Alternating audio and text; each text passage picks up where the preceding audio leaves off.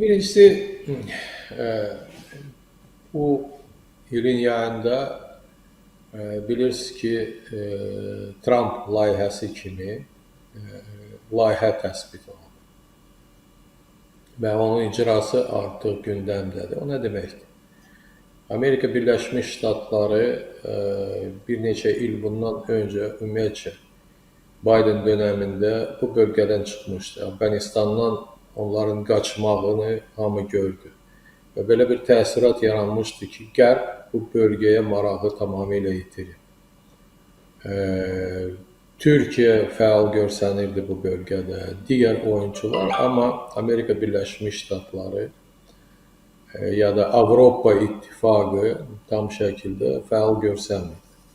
İndi isə Qərbin marağı bərpa olunub və bu məsələdə Rusiyanın Qərbə qarşı bu məsələdə qarşı çıxması mən doğrusu inanmıram. Ümumiyyətcə, gəlin bu samolyot hadisələrinə qayıdaq. Siz qeyd eləmişsiniz ki, bir aydan sonra artıq bir il o faciədən keçəcəkdir və Qazaxıstan tərəfi rəsmi nəticələri açıqlanmalıdır.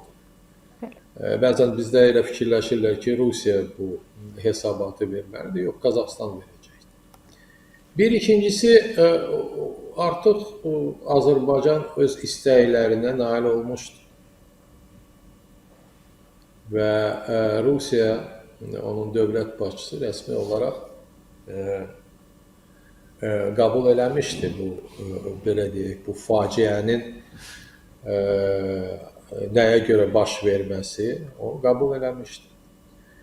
Və orada qalan mövzular sadəcə olaraq hansısa maliyyə mövzulara aid olacaq. Mən də əslində inanmıram ki, orada bir böyük problem olacaq.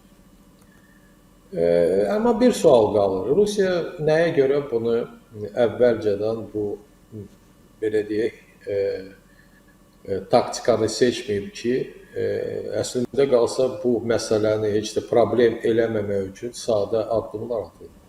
Amma biz görürük ki,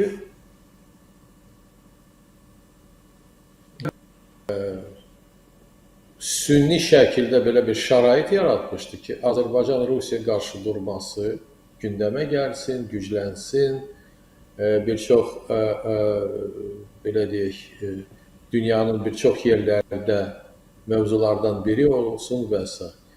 Burada da mən o qənaətdəyəm ki, Rusiya bəlkə də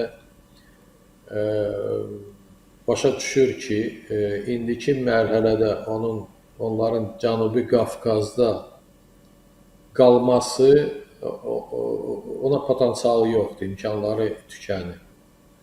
Və bu və digər hadisələrlə öz buradan uzaqlaşmasını sadəcə olaraq öz ictimaiyyətə çatdırmaq üçün hansısa, belə deyək, hadisələri tapır və bunun üzərində öz imkanların azalmasını göstərir. Bu hadisələrin nəticəsində hamı hansı nəticəyə gəlmişdi? Ki, Rusiya Cənubi Qafqazdan gedir və bu proses davam olacaq. İndi siz dediyiniz kimi o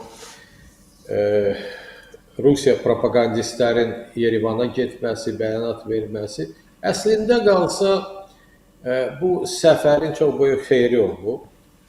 Yəni, həmən bu adam daima vurğulayırdı ki, o Kremlə yaxın olan bir insandır, çox şeyləri bilir və nəticədə köhnə tezisləri səsləndirir. Yəni, Rusiyanın bu bölgəyə, Ermənistana ya Azərbaycana təzə veriləsi bir şey yoxdur.